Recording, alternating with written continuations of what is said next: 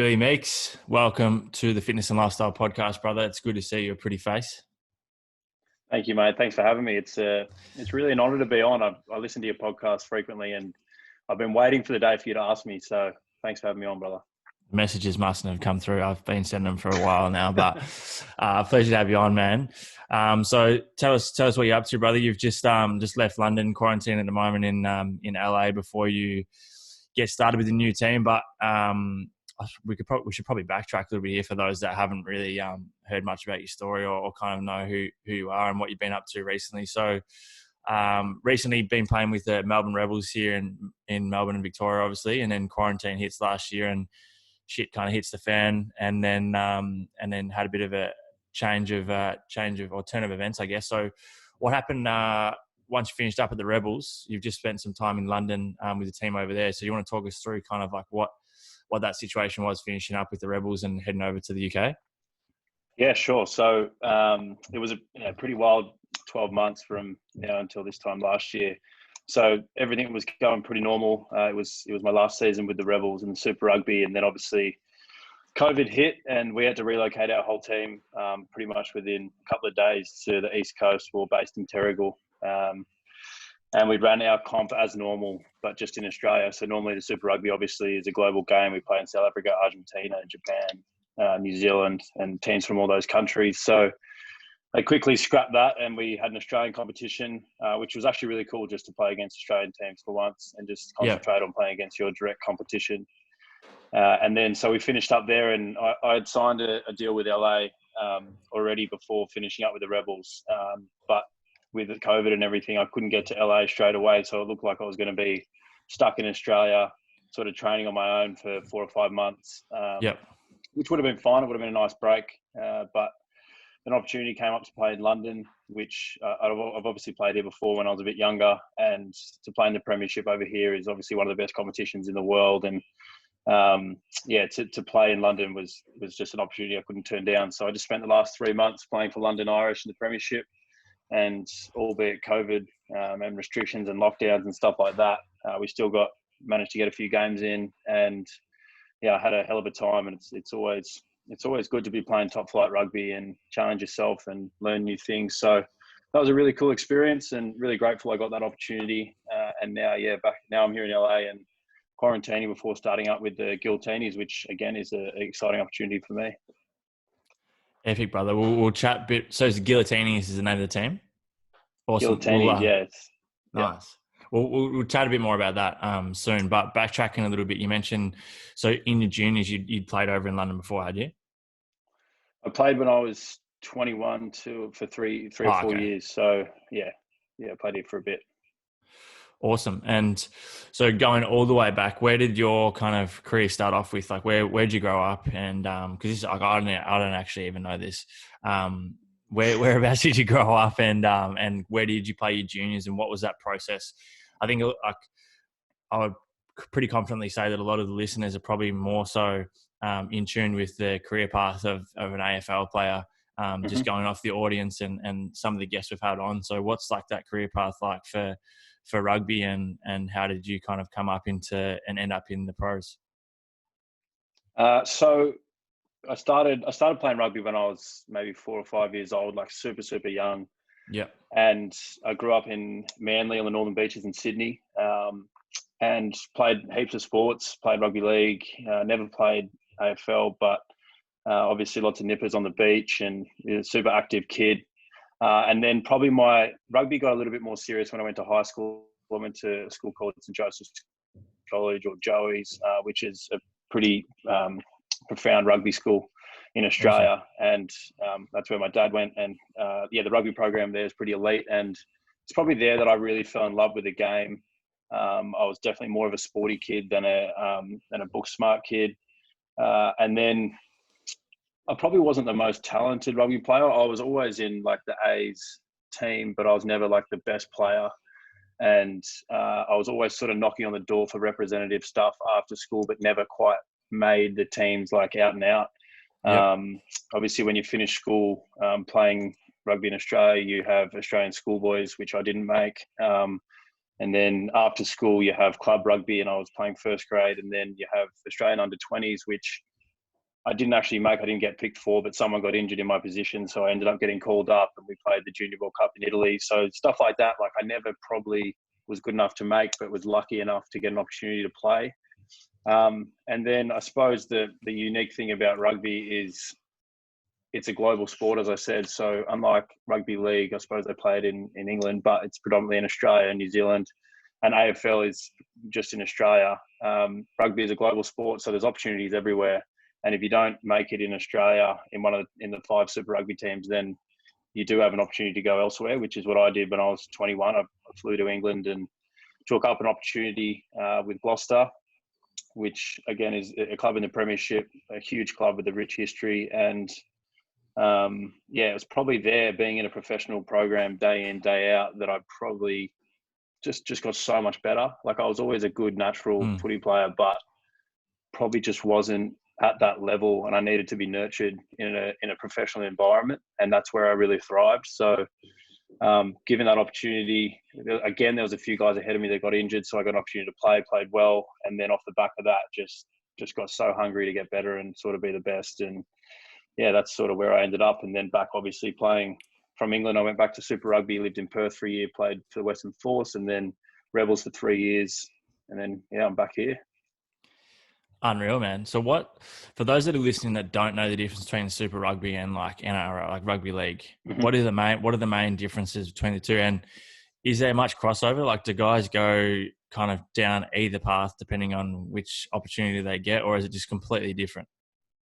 So I think from people that don't know much about either game, they probably look really similar, and there is definitely a lot of similarities. Probably just some slight rule changes with the set piece stuff. So in rugby union, you have lineouts and scrums, where in rugby league you don't.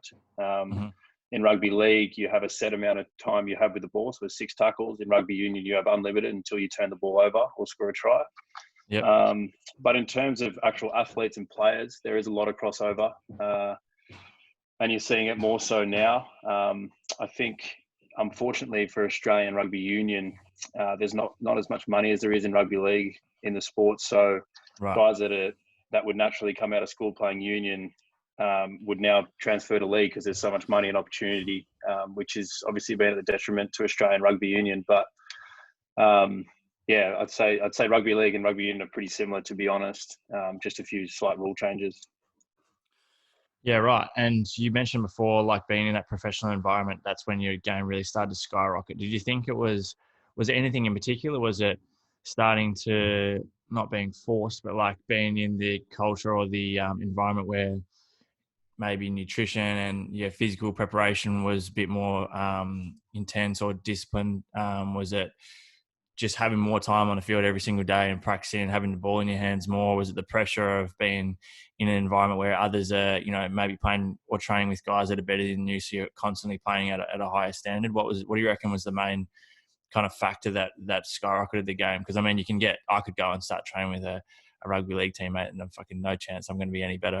Well, I'm not going to be playing rugby league next year. So what was the biggest factor for you?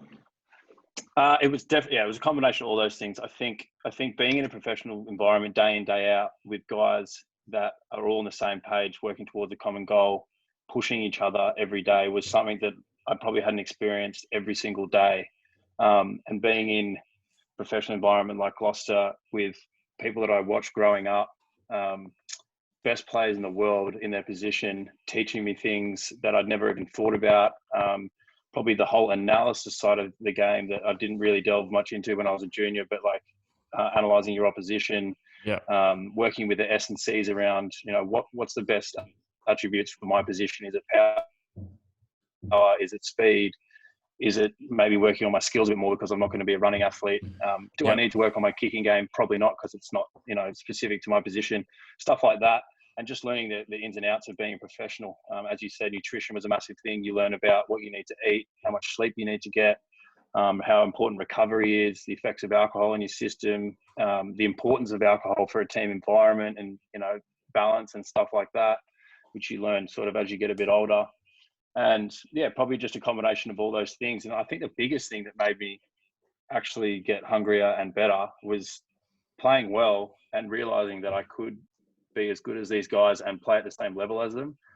So I remember there You was a think that was couple of more of games a early on. you think that was more of a mindset thing, like a limiting self-belief that you had before, that because you hadn't been at that level yet, Definitely. you didn't feel like you're the same thing. But once you get there and you realize that they're the same as you, they're just put in probably more time up until that point.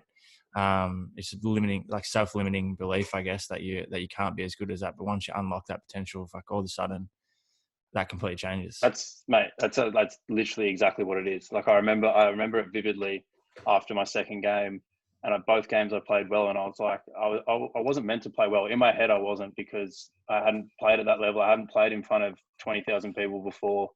I hadn't Yeah, played against internationals or with internationals, but I played well. I was scoring tries, I was setting up tries, and it was like, shit, I'm actually like good at this. Like how good can I get? Like now I'm one of the good guys. Can I be one of the best guys? Like. And it was just unlocking that self-belief, and even just like a little pat on the back from a coach or someone that's been around the game for so long, saying, man, you're pretty good. Like, stuff like that I've learned that I now pass on to younger guys. And yeah. it's a cool sort of journey like that. Have you found, obviously, you haven't played in LA yet, or you haven't really been, Mm-hmm. obviously still in quarantine, so you haven't spent much time with the team or anything, but is the culture much different from country to country? Like, is it different? Did you find it was much different outside of, or even at training and stuff, but outside of training?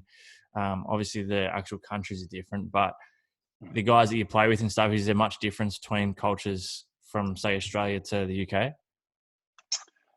Yeah, there's always different cultures at different groups. I think the style of play is definitely different in Australia and in England, and it's been cool to experience both of them.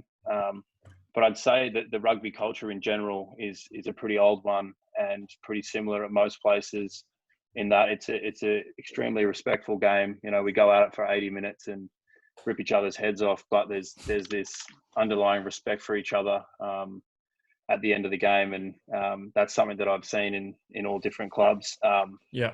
Probably say I'd probably say it comes from the senior players, the culture that's driven into the club. I'd probably say the Rebels group that I was a part of for the last 3 years is hands down the best culture I've been a part of, and that's not to take away from any other cultures I've been a part of. It's probably just pat on the back to the senior guys that were there, the coaching staff. It Yeah. created a culture that we were just, sounds weird, but so in love with the place and so in love with each other as a group that we would just love going to work and spending time with each other, and Yeah. getting up out of bed is exciting to go to training. And you wouldn't want to leave early. You'd want to do your extras, stuff like that. So creating a culture from the top down that people want to be a part of. I felt that personally at the Rebels.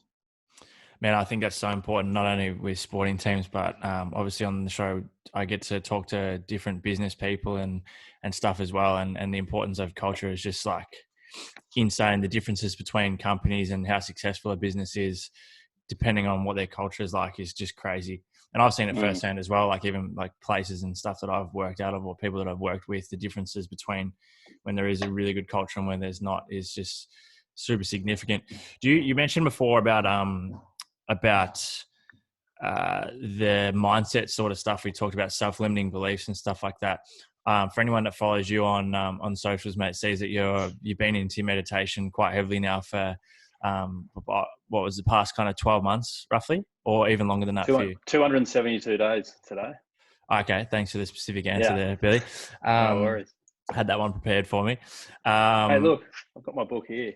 That's awesome. Well, look, man, I obviously I talk heaps on the podcast about how important and the benefits I've seen from the mental health side of things in regards to meditation, journaling, all that type of stuff. So 272 days, how much of an impact has that had on you, do you think, not only like mentally, but maybe even your performance at training and in games, and just how you kind of carry yourself outside of the sport as well? I know you do a bit of journaling and stuff too. So what impact has that had on you?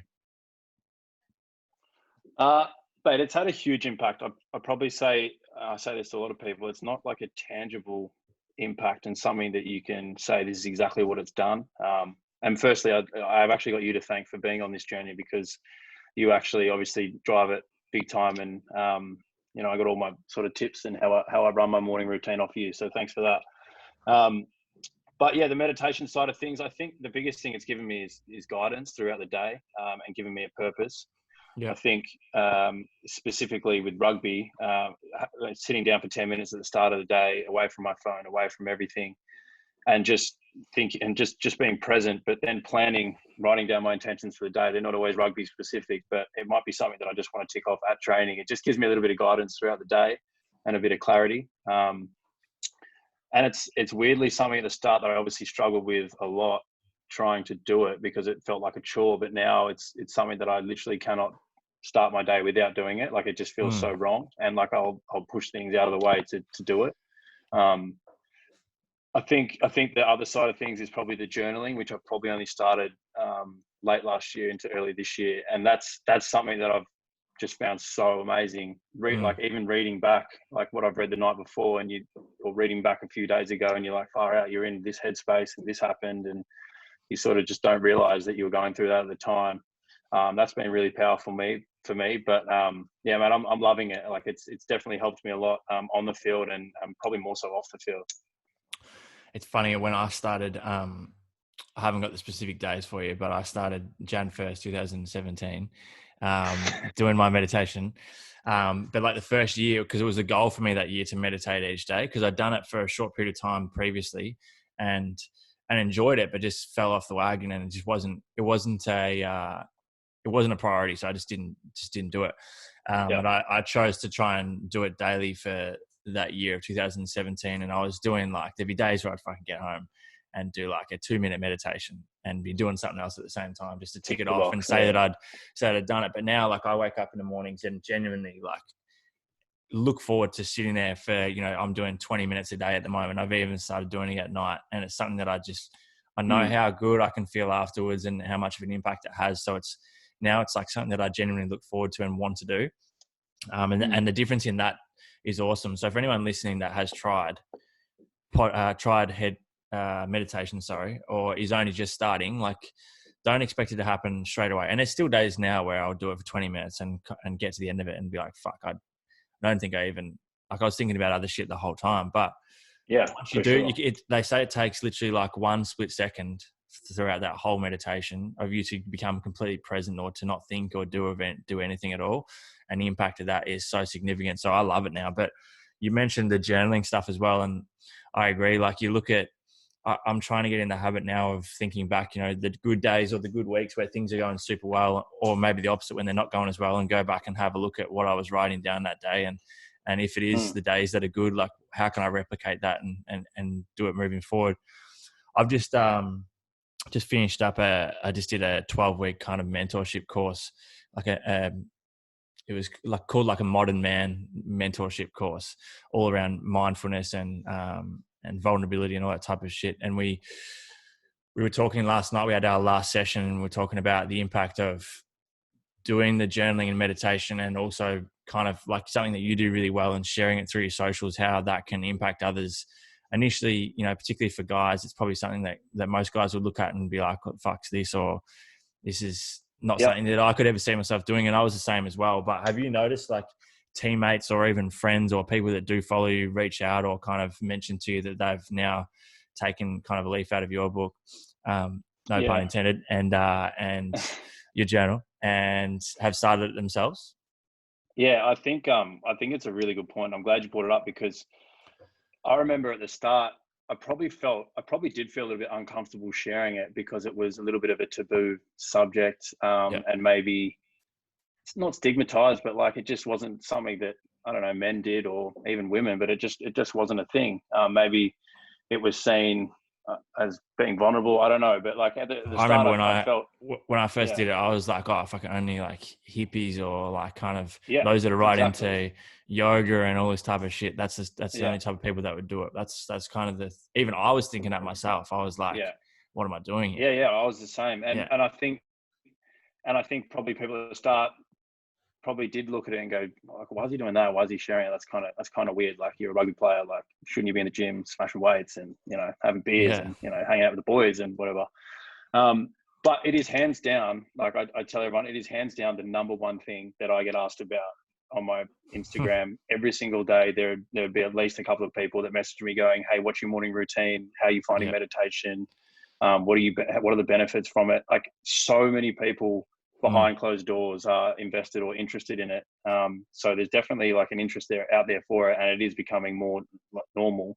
But yeah, the change from day one to now is like astronomical. It's funny, like even the shows that I've been a guest on recently, like say 12 months ago would never have come up. Whereas now, like probably the main topic of the shows is what's your morning routine? Like, what do you do for meditation? Do you journal? Like, what do you do every single morning when you wake up? And it's just, yeah, it's good. It's good to see. And I'm very similar. Like people, that's one of the number one things I'm getting at the moment too is, I've made a few templates and stuff for journaling and people asking to use those and all that type of stuff. So it's awesome. Do you find something that I find interesting to ask different athletes is in different sports is what's your process with dealing with a shit game or like a close loss, or you know what I mean? Like something where you get to the end of the game and it's hard to not overthink. It's hard not to let it consume you. Like, do you have a set process or is it more so just kind of deal with it as it comes? Yeah, I think up until about maybe 12 months ago, a year and a half ago, I didn't have a process around it, and losing a game would feel like the end of the world. I would feel like I didn't have a purpose. Like, I mean, I look back and it just seems ridiculous because, like, I mean, our coach at the Rebels always used to say, rugby's just a game we play for fun. Like, there's going to be someone that wins, there's going to be someone that loses. Like, at the end of the day, there's a lot bigger shit going on in the world than just a random game of rugby. Yeah. But in saying that, like, for someone that dedicates their, like, every single day to winning, losing is obviously quite a big deal. You'd probably be more worried about that. You'd probably be more worried about it if you just had no care at all, You whether didn't you won care. or lost. Yeah, for sure. Yeah. I think so. The process that I've sort of learnt to go through after a game, regardless if I'm winning or if I'm losing, is after a game within the next sort of that night, if I get home, if it's an Arvo game or if it's a night game the next morning, sitting down and writing 3 things down, like 3 headings, and it's what did you do well? So regardless, especially if you lost, what did you do well? You might feel like, and then you start to write things down like, oh, geez, I actually made all my tackles. So like, that was a good thing. I put someone in for a trial. That was a good thing. Like we lost, but I was doing some good things. What did you do bad? Okay, there's a couple of things that I can work, and then what can you work on? So there's 3 things: good, bad, and then what can you work on? And then it almost just gives you a little bit of like closing the door on that game. So that game's done. And then it gives you, right, these are things I need to work on. This is what I'm going to work on for the next few days leading up into the next game. And it sort of just parks that. Once I've done that process, I can feel shit. I can feel down.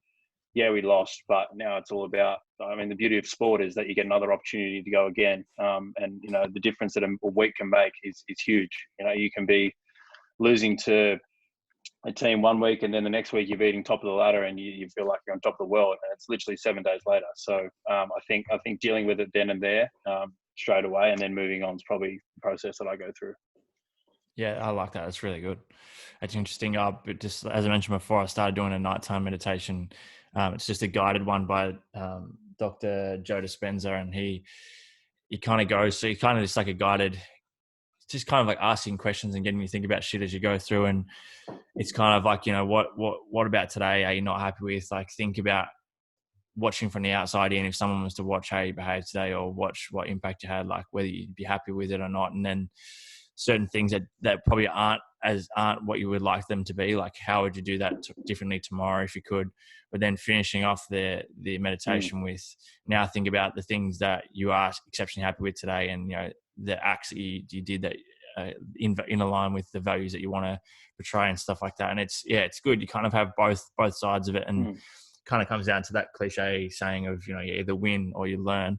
And it's just super important. But I find as well, like it is really important after a loss or after something you fail at or you get rejected or whatever, to not just kind of push it to the side and brush it off, because even though you may not want to think about it, like there's so much value that can be taken away from that loss. Definitely, and if you're just constantly not recognizing it, then don't be surprised if you keep doing the same shit over and over again. Never learning. Yeah, I agree. So true. What's life outside of sport? What's it like for you? Like, I know you're a pretty social bloke and you got a bit going on, even business wise and stuff outside of rugby. Do you find that pretty important to have things outside of the sport so it doesn't become too consuming for you? Definitely. I think I think balance with anything is super important. For me, I always wanted to do something, and still, like, right off the bat, I still don't know what I want to do after rugby. And rugby, Yeah. professional sport, is such a unique environment that you almost live your life backwards, in the sense that you do your job up until you're 35 and you make probably the most money you're going to make for a lot of people. And then you finish and it's like, bang, then you're back to square one and you're chasing a job in either the corporate world or whatever it is. Like, it's kind of like a bizarre situation. So probably as I'm getting a little bit older, it's more about trying to do stuff on the side of rugby to keep me occupied. I know, like, when you're younger playing rugby, you train, you come home, you play PlayStation or something, you have beers, you go out with the boys, you train again, and it's just like this cycle, and which is awesome, because rugby is like your number one, and you're trying to make it to the top, and you're doing whatever on the side. But probably in the last couple of years, I've started to delve into other stuff. Obviously, got the Bald, the brand, which has been a really cool learning experience. And it's something, there was never something that I wanted to make heaps of money from or grow to be this massive thing, but it was just something to learn about the business side of thing whilst I'm still playing rugby, which has been really cool. The do's and don'ts, I've had lots of failures with it, and some great successes as well. So that's been a really cool journey. Is that something that you've done on your own? Have you got any partners in that, or is that something you've set up by yourself and just kind of done a bit of trial and error and take it as it comes? Completely on my own. I had a little bit of help setting the website up, obviously, because I had no idea how to do that. Shout out to Lukey Young for helping me with that. But besides that, mate, I've sort of done it on my own, just speaking to the people in China, finding a supplier, doing the designs with the design team. It was all pretty basic, and then getting pre-production done, getting samples made, ordering, selling. Like, it was, we've Danielle and I are just in the process of doing something pretty cool with some activewear stuff. We're going through like that process at the moment. We're like, maybe like a month and a bit away from being able to launch, but it's been just such a long, tedious process. And I mean, I don't know if you found the same thing, like particularly, coming from me playing a sport as a junior as well, but then also now in business where, like, my own boss, a lot of the stuff I do is kind of me putting out content or whatever. So if there's something that needs to be done, it's kind of up to me to do it, and I do it. And then it either does well or it doesn't do well, but I'm not relying on anyone in between. Something that I found so fucking hard is having like 2 or 3 people to go through, and you're constantly relying on someone else. I don't know if you found the same thing, but geez, it was challenging, and something completely different for me is to not be able to just know that something needs to be done and just get it done. You're constantly waiting and having to be patient with it all. That was super difficult. Yeah, it's definitely been a journey and a bumpy ride, but you learn how to deal with people, I suppose, in that sense. And like COVID was like a whole nother beast. I'm sure you're dealing with that at the moment. Like my manufacturers shut down their whole warehouse, and like I didn't hear from them for like a month, and then found a new supplier now who have now gone on holidays for a month, and it's just stuff like that you just like, Chinese New Year. Come on, I'm just trying to order some clothes and sell some clothes. Like, just get this done. But that's cool. It definitely keeps me occupied outside rugby, which has been awesome. What I was going to say to you next is, how has things been quite difficult? I mean, a pretty straightforward answer I would have thought, but how has it been having to be apart from Michelle for so long? And I mean, like, because you obviously away in like the hub first, and I know you guys weren't together for a lot of that as well, and then coming back, and then kind of knew that you thought you were going to be here for a while. And I remember we were doing a session at my old place, and that was when you kind of just found out about the UK. So that was a quick turnaround as well. Right, so has that been quite difficult? Mate, it's been really difficult. It's like we're only talking about the last couple of days, Michelle and I, that in the last like 7 or 8 months, we've spent like 2 or 3 weeks together, which like is crazy.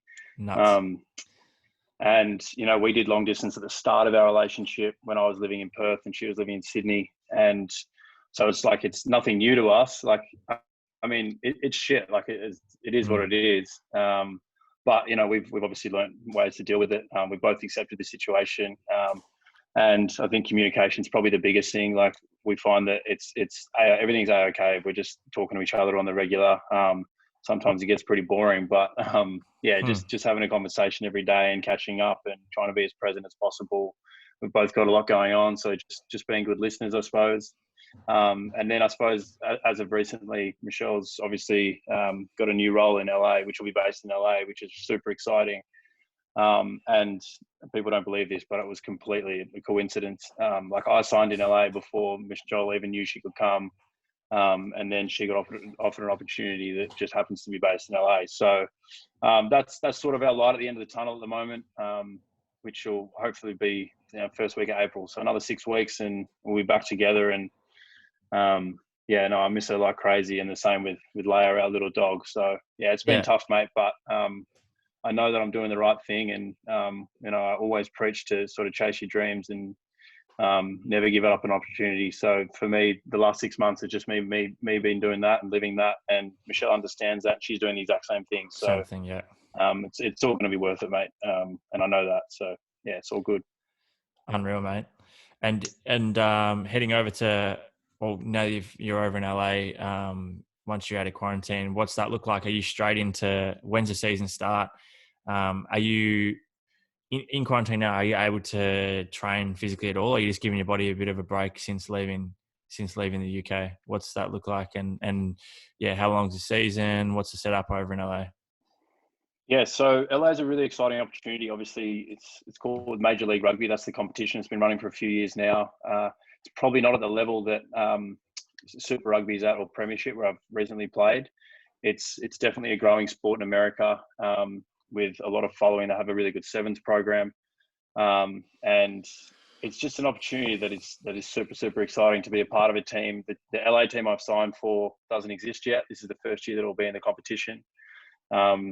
With a really passionate owner who's come in and he's got some crazy ideas to sort of change the way things are done and maybe traditional rugby teams operate, which was exciting for me to be a part of. Obviously being, I suppose, a senior player now, to be a part of that and create a culture like we touched on earlier is a really, really cool opportunity. Obviously living in LA on its own is an opportunity in itself that, I jumped out straight away. But pre-season starts as soon as I get out of the hotel. The first game is on the 20th of March, so pretty soon. So we're in pre-season at the moment, and the comp runs until August 1st. And obviously with COVID, they're still trying to figure out what the travel will look like. Obviously there's an East and Western Conference, and the traveling might be a bit difficult at the moment, but they're trying to figure that out. But it's cool, man. Like, if someone told me at the start of my career I get to play professional rugby in LA full time, I'd tell them they're crazy, because rugby wasn't a thing in America, but now